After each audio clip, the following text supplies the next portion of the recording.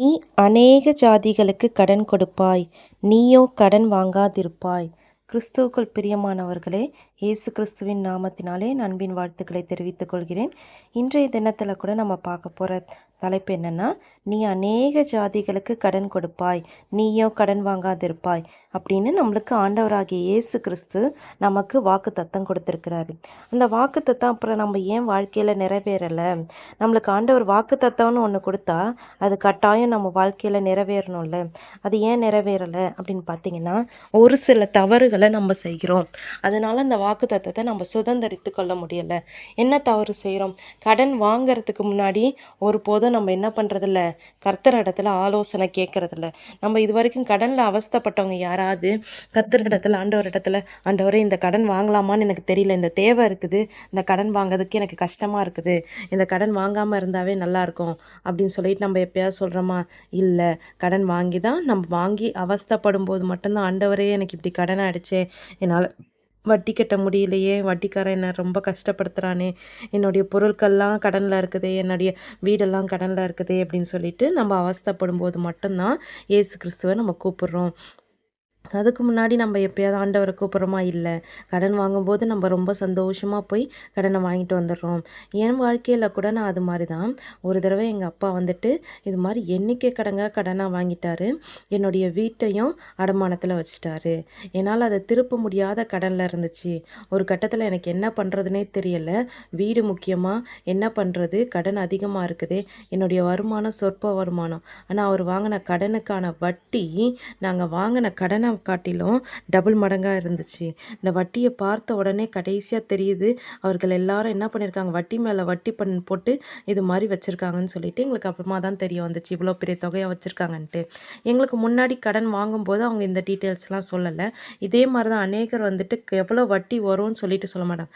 வட்டி கம்மி தான், வட்டி கம்மி தான் மட்டும்தான் நம்மளை பிரெயின் வாஷ் பண்ணி கடனை குடிக்கணும்னு நிறைய பேர் பார்ப்பாங்களே தவிர, ஆனால் கடனால் எவ்வளோ வட்டி வரும்னு சொல்லிட்டு யாருமே சொல்ல மாட்டாங்க.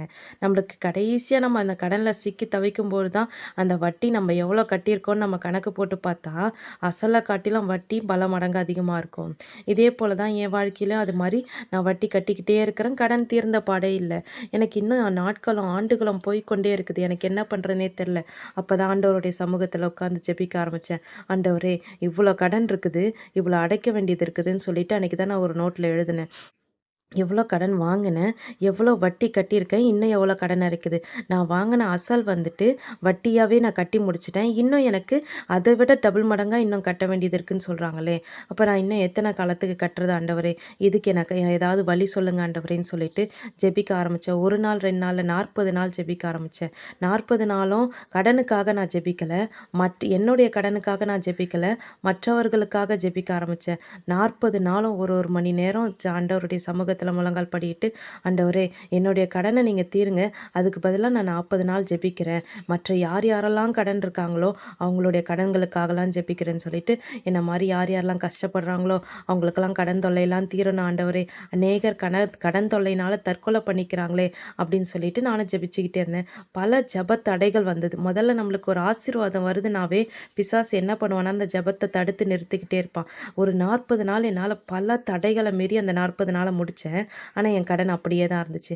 கடனில் ஒரு முன்னேற்றமே இல்லை. ஒரு தடை, அதாவது அந்த கடனை அடைக்கலாம், பேசாமல் ஏதாவது நகைகளை வச்சா வேறு ஏதாவது வழியில் நம்ம அந்த கடனை அடைக்கலாம் அப்படின்னு சொல்லிட்டு நினைக்கும்போது ஒரு தடை வந்து நின்றுச்சு. திரும்பி நான் விடலை. ஒரு 40 நாள் நான் தொடர்ந்து ஜெபிக்க ஆரம்பித்தேன். அப்போது வந்துட்டு, அதாவது நம்ம எப்பயுமே என்ன பண்ணுவோம்னா, ஒரு ஜெபம் பண்ணுவோம். நான் 40 நாள் ஜெபிக்கிற ஆண்டவரேன்னு நம்ம ஒப்பு கொடுப்போம். அந்த ஜெபம் முடிஞ்சோடனே நம்ம பார்ப்போம், ஒருவேளை நம்ம ஜெபிச்ச காரியம் நடக்கலைன்னா நம்ம தளர்ந்து போயிடும். ஆனால் நான் அன்றைக்கி அது மாதிரி தளர்ந்து போகலை. இன்னும் 40 நாள் நான் ஜெபிக்கிற ஆண்டவரேன்னு சொல்லிட்டு இன்னும் ஒரு 40 நாள் ஜெபித்தேன். 80வது நாள் 80வது நாள் முடிய போகிறதுக்கு ஒரு வாரம் இருக்கும். அதுக்குள்ளே என் கடனெல்லாம் தீர்ந்து விட்டது. என் கடனை வேறு நகைகளை வச்சு திருப்புறதுக்கு, அதாவது பெரிய கடனாக, வீடு கடனாக இருந்தது, வீட்டு பத்திரத்தை திருப்பதுக்கு ஆண்டவர் வந்து கிருபை செஞ்சார். அதுக்கப்புறம் அந்த நகை கடன்கள்லாம் எப்படி ஆண்டவரை அடைக்கிறது, இதுவும் எனக்கு அதிகமான கடனாக இருக்குது அப்படின்னு சொல்லிட்டு ஆண்டவர் இடத்துல ஜெபிக்க ஆரம்பித்தேன். கொஞ்ச நாள்லயே எனக்கு ஒரு சில காரியங்கள்ல வேலை கிடைக்க ஆரம்பிச்சிச்சு.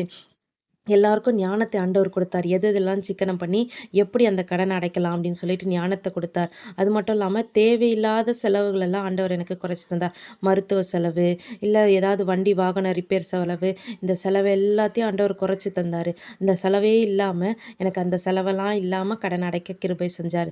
ஆண்டவர் அத விட ஞானத்த அதிகமா தந்து, ஆண்டவர் கடன் அடைக்க கிருபை செஞ்சார். இதுக்கு காரணம் என்னன்னா, அந்த ஜெபம் தான். எனக்காக நான் ஜெபிக்கல, மற்றவர்களுக்காக ஜெபிச்சேன். ஏன்னா கடன் தொல்லையினால தற்கொலை பண்ணிக்கிறவங்க அநேகரா இருக்காங்க. அதே மாரி எனக்கு ஒரு சூழ்நிலை வந்துறக்கூடாது. என் குடும்பத்துக்கு அந்த சூழ்நிலை வந்துறக்கூடாது ஏசப்பா அப்படின்னு சொல்லிட்டு ஜெபிக்க ஆரம்பிச்சேன்.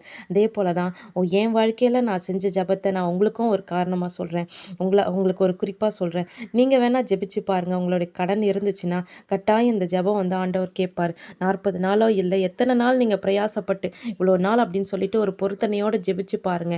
உங்களுடைய கடனுக்காக ஜெபிக்காதீங்க. மற்றவர்கள் எல்லாருக்காகவும் கடனுக்காக மட்டும் இல்ல, மற்றவர்களுடைய பாரங்கள் எவ்வளவோ இருக்கு. திருமணம் ஆகாதவங்க எத்தனையோ பேர் இருக்காங்க. குழந்தை பாக்கியம் இல்லாதவங்க எத்தனையோ பேர் இருக்காங்க. இல்ல பிஸ்னஸ்ல ரொம்ப நொடிஞ்சு போனவங்க எத்தனையோ பேர் இருக்காங்க. இது மாரி மற்றவர்களுடைய தேவைகளுக்காக, இல்ல அவர்களுடைய ரட்சிப்புக்காக ஜெபிங்க. ஜெபிச்சு 40 நாள் கழிச்சு உங்க கடனுக்கு கட்டாயம் ஒரு விடுதலை கிடைச்சிருக்கும். அப்படி இல்லையா, இன்னும் ஒரு 40 நாள் நீங்க ஜெபிங்க. ஏன்னா சில நேரம் ஆண்டவரே சில நேரம் சோதிக்கிறதுக்கு, பிசாசானவன் சோதிக்கிறதுக்கு அனுமதிப்பாரு. ஒருவேளை இந்த 40 நாள் ஜெபிச்ச உடனே நம்ம விசுவாசத்துல நிலைத்திருக்கோமா இல்லையா? இல்ல அப்படின்னு சொல்லிட்டு இந்த யோபு வந்து பிசாசு சோதிக்கும்போது முதல்ல வந்துட்டு அவனுடைய பொருளாதாரம், அவனுடைய பணம், காசு, அவனுடைய வீட்டு குழந்தைகள தான் கை வைக்கணும்னு நெனச்சான். கடைசியா அப்பயும் அவன் உத்தமத்துல நிலைத்திருக்கிறான்னோனயே, அப்பயும் அவன் விடல. அவனுடைய சரீரத்துல கை வச்சான். ஆக மொத்தத்துல பிசாசானவன் என்ன பண்ணுவான்னா, எக்ஸ்ட்ரீம் லெவல்ல எந்த அளவுக்கு அவனால முடியுமோ, அந்த அளவுக்கு நம்மள சோதிப்பான். ஆண்டவரும் ஒரு சில நேரத்துக்கு அதுக்கு அனுமதி குடுப்பாரு. அதுக்கு காரணம் நம்ம சோதிக்கப்பட்டு, கஷ்டப்பட்டு அழணும்னு கிடையாது. நம்ம விசுவாசத்துல உறுதியா தரித்திருக்கணும்னு ஆண்டவர் விரும்புறாரு. அந்த விசுவாசத்துல நம்ம ஒரு தடவ உறுதியா தரிச்சிருந்தோம்னா, கட்டாயம் அந்த தீங்கு நிமித்தம் நம்ம திரும்பி போய் அந்த கடன துணிகரமா வாங்க மாட்டோம்னு ஆண்டவருக்கு தெரியும். இனிமே கஷ்டத்துல போய் விழமாட்டோம்னு ஆண்டவருக்கு தெரியும். அதுக்காக அவர் அந்த கடனுக்காக அந்த அந்த காரியத்துக்காக ஆண்டவர் ஒரு சில நேரத்துல அனுமதிப்பார். அதனால எனக்கு நான் செஞ்ச மாரி 40 நாள் ஜெபிச்சு பாருங்க. ஒருவேளை அந்த கட்டாயம் இந்த ஜெபம் கேட்கப்படும். ஒருவேளை ஆண்டவர் சில காரியங்களுக்காக தாமதித்தார்னா, இன்னும் ஒரு 40 நாள் ஜெபிங்க. கட்டாயம் அதுல ஒரு விடுதலை கிடைக்கும். நீங்க அந்த ஜெபத்துல அநேக தடை வரும். ஒரு நேரம் உடல் பலவீனமா இருக்கும். இல்ல அநேக வேலைகள் இருக்கும். நம்மளால அந்த ஜெபத்த வந்து பண்ணவே முடியாது. ஒரு மணி நேரம் ஜெபிக்கிற ஆண்டவரின் பொருத்தனை செஞ்சா கூட சரி, 1 மணி நேரம் ஜெபிக்கவே முடியாத அளவுக்கு தடைகள் நெறைய வரும். ஆனா தடைகளை உடைக்கிற ஆவியானவர் ஒரு நேரம் கடந்து வருவார். கட்டாயம் அந்த தடைகள உடைச்சு உங்களுக்கு ஆச்சரியமா இருக்கும். அப்பா! இவ்ளோ பெரிய கடன நான் அடைச்சுட்டேன். எனக்கு இப்ப அந்த ஆச்சரியத்துல தான் நான் இருக்கேன். இவ்ளோ பெரிய கடன நான் எப்படி அடைச்சேன்னு எனக்கே தெரியலையே! என்னது இது நான் ஜெபிச்சேன். எனக்கு தெரியும். ரொம்ப கஷ்டப்பட்டு தான் ஜெபிச்சேன். ஆனா வந்துட்டு கஷ்டப்பட்டு ஜெபிச்சேன்னா, அந்த தடை அதிகமா இருந்துச்சு. என்னன்னா, நான் ஜெபிச்சது ரொம்ப நேரம்லாம் ஜெபிக்கல. ஒரு 4 மணி நேரம், 5 மணி நேரம்லாம் ஜெபிச்சதெல்லாம் இல்ல. 1 மணி நேரம் தான் ஜெபிச்சேன்.